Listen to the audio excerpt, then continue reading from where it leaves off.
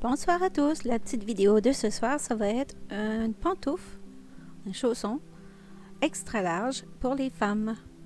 On va commencer par monter les mailles. Comme vous pouvez voir, la machine utilisée ce soir, c'est le Sandro 48 Picot. Je vais mettre mon petit tapis antidérapant dessous pour aider à garder une stabilité de ma machine. Je continue donc le montage de mailles en avant, en arrière pour le premier rang seulement. Là, j'ai doublé ma laine parce que pour ma laine jetable, elle était un petit peu petite. Donc, je l'ai doublée, mais c'est pas nécessaire là, de doubler la laine quand vous faites la laine jetable. Bon, arrivé ici, il faut vraiment bien rentrer dans le guide fil. Le guide fil de Sandro est un petit peu plus sensible à perdre la laine comparé à Adi. Mais si on garde un œil sur notre guide fil, il n'y a pas de problème. Moi, j'utilise pas non plus le truc là, pour la tension. Je tiens ma laine entre mon petit doigt et le doigt d'à côté. Puis là, je fais sûr que tout est bien par en bas. Et je vais aller chercher ma laine de travail. Je l'ai déposée à côté.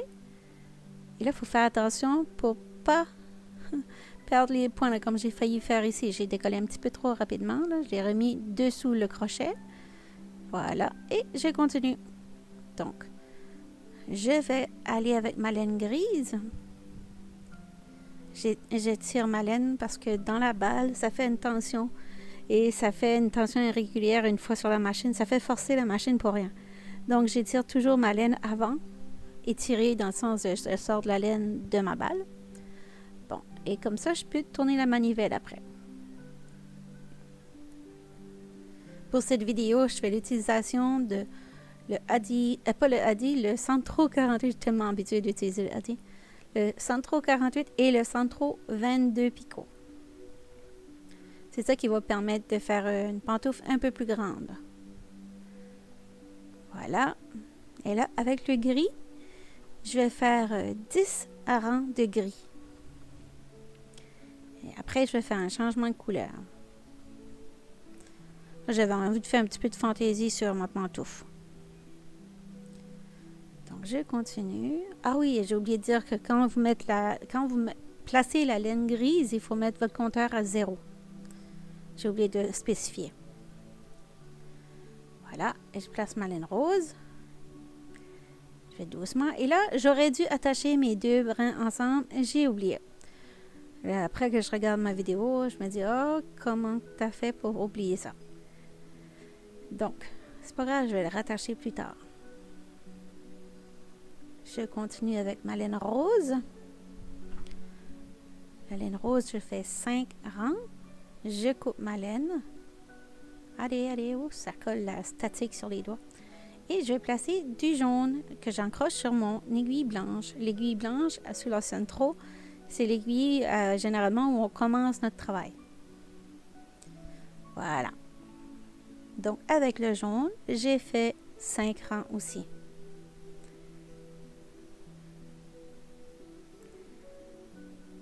Voilà. Un coup, les 5 rangs de jaune fait, je reviens avec le rose. Place le rose dans le crochet blanc et je tourne. Si la machine se bloque, vérifiez est-ce que la laine n'est pas prise sur un de vos crochets. Et définitivement, vous arrêtez de tourner si c'est bloqué parce que sinon vous risquez de casser votre manivelle. Et vous ne voulez pas ça parce que les machines sont quand même assez difficiles à trouver en ce moment. Donc là, on va finir avec le rose. Je reviens avec mon gris. Je vais aller accrocher ma laine grise sur mon crochet blanc. Mon aiguille blanche, mon picot, je ne sais pas trop comment vous appelez ça. Et là, je vais continuer. Bon. Et vous inquiétez pas, je vais tout vous montrer comme il faut le nombre de rangs. Là. Je vais vous montrer la petite recette dans pas long. Là, j'attache pour l'instant mes bouts de laine que j'ai oublié de faire juste avant.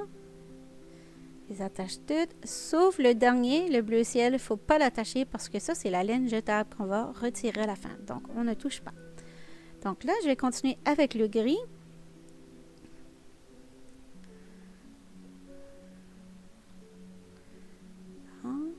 La laine grise, il faut faire sûr que c'est bien poussé jusqu'en bas, sinon là, ça peut bloquer la manivelle. Ce que j'aime bien avec le Sandro, la manivelle est facile à tenir dans la main. Voilà, la petite recette, le petit patron, le tuto, je ne sais pas trop comment vous appelez ça, mais voilà. Toutes les infos sont là. Si vous voulez prendre le temps maintenant, mettez-le sur pause la vidéo. Vous aurez le temps de faire prendre note dans vos petits cahiers. Et un petit cahier, c'est vraiment important quand vous avez une machine. Vu qu'il faut savoir les nombres de rangs, prenez-vous un petit cahier, pas juste des petits bouts de feuilles que vous allez perdre avec le temps. Prenez-vous un vrai cahier et prenez les notes avec les dates et qu'est-ce que c'était comme projet, si vous l'avez fait ou pas. Donc là, je suis arrivée à 55 rangs. J'ai suffisamment. Je vais retirer mon projet de la machine avec de la laine jetable. Je vais ajouter 5 à 10 rangs. Là, je ne l'ai pas fait, puis vous allez voir comment ça va m'emmerder. Il faut vraiment faire... J'avais juste un bout de laine que j'ai envoyé dedans. Ça prend 5 à 10 rangs pour ne pas avoir de difficulté à pogner les mailles à la fin. Là, je pense que j'ai juste eu assez pour 2 rangs. Donc, ça marche, mais c'est plus compliqué. Surtout quand on fait une vidéo et qu'on veut que ça soit tout impeccable. Là. Ça ne l'était pas vraiment, là. Bon, là, je viens avec ma petite machine 22 picots. Voilà, je vais monter mes mailles un avant, un arrière, comme j'ai fait précédemment avec la grande machine à 48 picots. Et là, je tourne. Là, je vais vraiment faire 5 rangs avec la laine jetable. Je coupe, place au milieu et je viens avec ma laine grise. Et là, vous avez remarqué que sur ce petit tricotant semi-automatique, il n'y a malheureusement pas de compteur. Mais c'est pas grave, on panique pas, on respire par le nez. On va se servir de petits bouts de laine comme guide. Donc, à chaque 10 rangs, je vais placer un petit guide. Comme ça, je recommence à compter jusqu'à 10. Et je vais faire 5 petits bouts de laine. Comme ça, je ne me tromperai pas, je vais avoir 50 et j'aurai juste à ajouter 5 rangs de plus. Et j'aurai juste à mettre ma laine jetable à la suite pour retirer de la machine. Donc, ça va y aller. Donc, voilà, le petit guide est placé. Vous avez compris le principe. Je le place juste sur le crochet blanc. Le crochet, je pense qu'il n'est pas blanc, il est rose. Oui, il est noir. Il est noir. Bon, je place un autre. Voilà.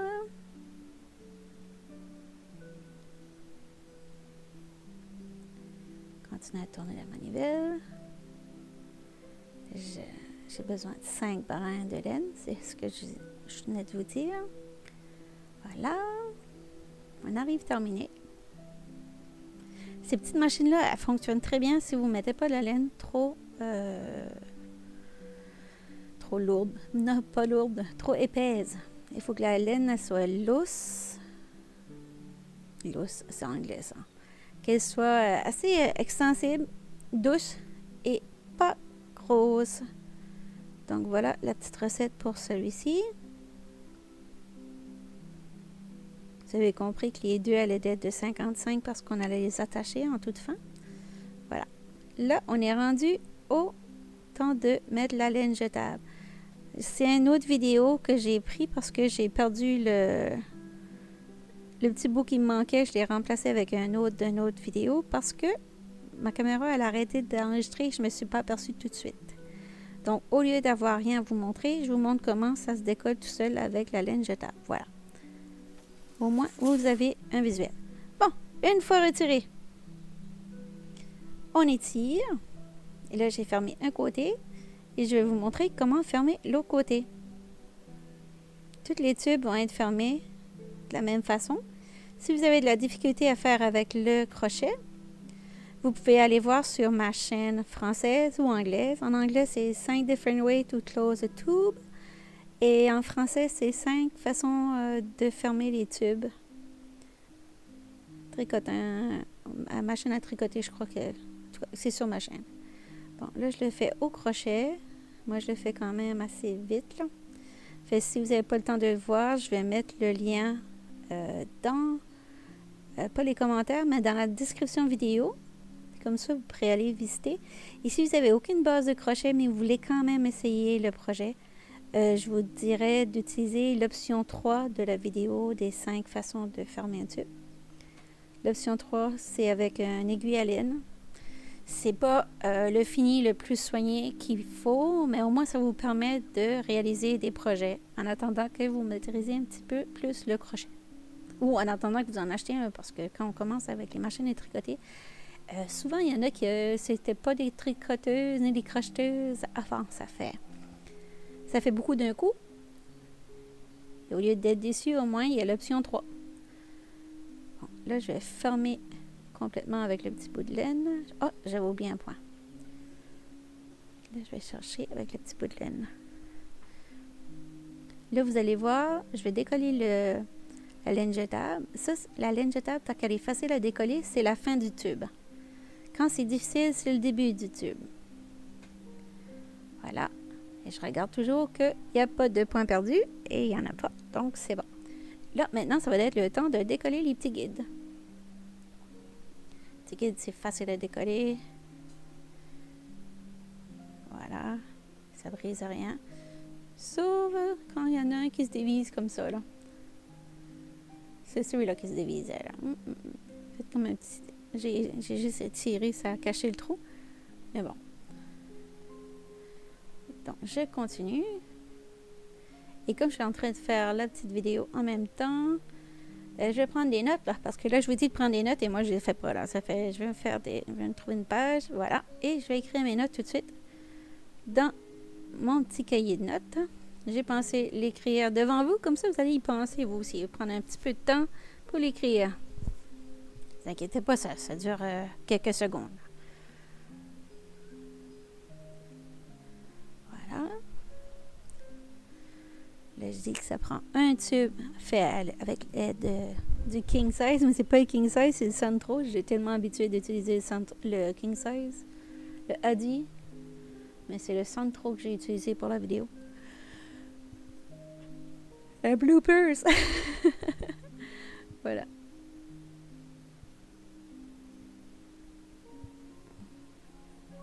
Voilà, je mets toujours la date, comme ça je me souviens de ce que c'était.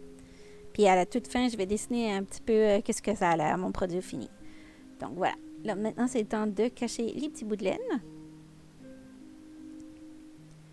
Une fois cachés, on va aller à l'étape d'attacher nos deux tubes ensemble. Et là, si vous avez deux pieds différents, donc pour un côté, vous allez faire, vous allez l'attacher à droite et l'autre côté, vous allez l'attacher à gauche, votre petit tube. Voilà. On fait un petit nœud. On a eu une intrusion du chien, je ne sais pas si vous l'avez entendu, mon chien est passé par là. Voilà. Maintenant, on va faire la couture invisible. Pour la couture invisible, on va ramasser en plein milieu des points deux barres. C'est plus proche parce que c'est gris, c'est un petit peu sombre. Voilà. Et l'autre côté, je vais faire la même chose. Je vais ramasser deux petits brins, des barres. C'est important de rester toujours sur la même colonne de points parce que si vous dirigez un petit peu sur le côté, ça va tordre votre projet et vous ne voulez pas ça. Voilà.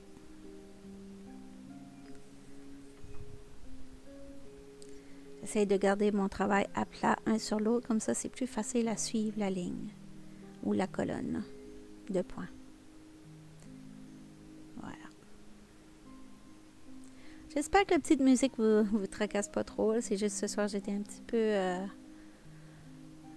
peu stressée, donc ça m'a permis de relaxer. J'ai mis la musique de relaxation tout le long que je faisais les vidéos. Et là, je fais l'enregistrement par-dessus mes vidéos de ma voix, donc la musique est toujours là. J'ai pris soin de tout écrire les points sur l'écran.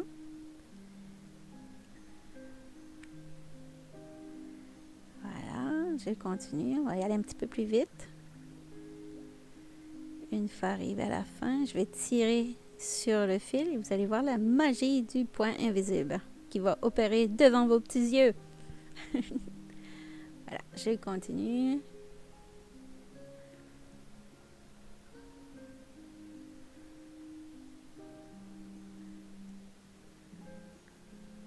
Voilà. On arrive aux couleurs, donc on a plus que la moitié de fait. Yeah! J'ai d'autres vidéos à venir dans les prochaines semaines. Je n'ai préparé 3 aujourd'hui qui vont être... je vais faire l'édition cette semaine, si j'ai le temps, parce qu'avec le travail, je suis très occupée en ce moment. Le COVID ne rend pas mon travail de tout repos. Donc, je continue. Désolée, là, je ne suis plus cadrée du tout dans la vidéo. Mais je vais me ramener, là. Ça ne sera pas long. Vous allez voir la toute fin, là.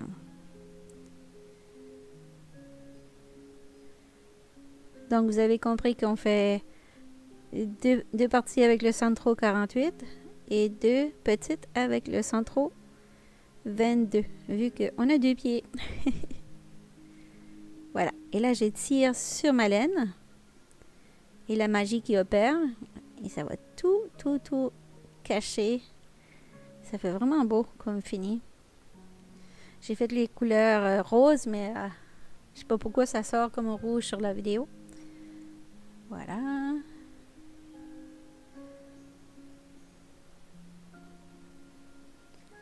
Donc, n'oubliez pas, si vous avez à coudre votre bande étroite d'un côté, vous faites pas la même chose de l'autre côté. Vous faites un à côté à droite, puis l'autre sur l'autre bande large va être à la gauche, comme ça. Quand vous allez plier, vos 2 souliers vont être différents au lieu d'être tous les 2 de même côté, comme j'avais fait en erreur sur ma première paire de pantoufles comme ceux-là, le modèle vert avec le Centro. La vidéo était très vue, mais j'avais beaucoup de demandes pour l'avoir en plus grand, donc je suis arrivée avec ceci ce soir. Avec le Centro. 42 picots, ça fait plus large, donc là, je vais pouvoir faire plaisir aux gens qui ont des grands pieds. Contrairement à moi j'ai des tout petits pieds. Bon, on cache les laines entre les 2 épaisseurs. Voilà.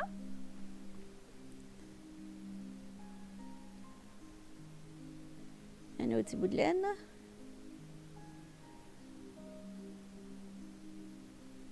Et voilà. Maintenant, ça va être le temps de plier. Avec les 2 panneaux attachés ensemble, ça fait vraiment un carré parfait. Donc, ça va vous donner une petite idée comment ça va l'air. Voilà. Moi, je vais coudre dessous. Mais pour la vidéo, j'ai pas fait une couture invisible, mais j'aurais dû. J'ai voulu aller un petit peu plus vite pour la vidéo pour que ça soit trop long. Mais vous le faites chez vous. Faites couture invisible sous le pied. Comme ça, vous n'aurez pas besoin de virer votre chaussette, votre pantoufle à toute fin. Et votre travail sera tout beau. Voilà. J'ai fait ça rapide, là. Mais j'aurais préféré le faire en couture invisible comme j'ai fait tout à l'heure. Comme quand on a attaché nos panneaux. Mais ça va le faire quand même. Au moins, vous avez l'idée de la pantoufle. Vous pourrez la coudre à votre choix. C'est votre projet une fois chez vous. Arrivez au bout avec votre pouce et votre index. Faites certain qu'arrivé au bout, là, vous n'avez pas de trou, là. Parce qu'il faut que ça soit tout bien fermé. Vous ne voulez pas avoir les orteils qui sortent au bout. Voilà. Donc, avec mes doigts, j'ai fait sûr que ça arrive ensemble. Arrivé au bout, je vais faire un double nœud et cacher mon fil dans le gris. Et là, je suis arrivée au talon. J'ai mis la vidéo en accéléré parce que sinon la vidéo elle prenait comme 1h30. Là. Voilà. Et c'est comme je vous disais, cette partie-ci, vous pouvez faire aussi couture invisible. Et là, j'ai fait sur 11 rangs. Je me suis rendue à 11 rangs de hauteur pour le talon. Voilà.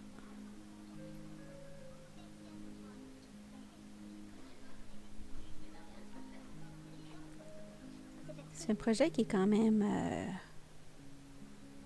avec des difficultés, mais pas trop grandes, là. Suggérerais peut-être pas un débutant. Malgré qu'il y en a des débutants, ils avancent tellement vite. Il y en a qui me dépassent au bout d'un mois, là.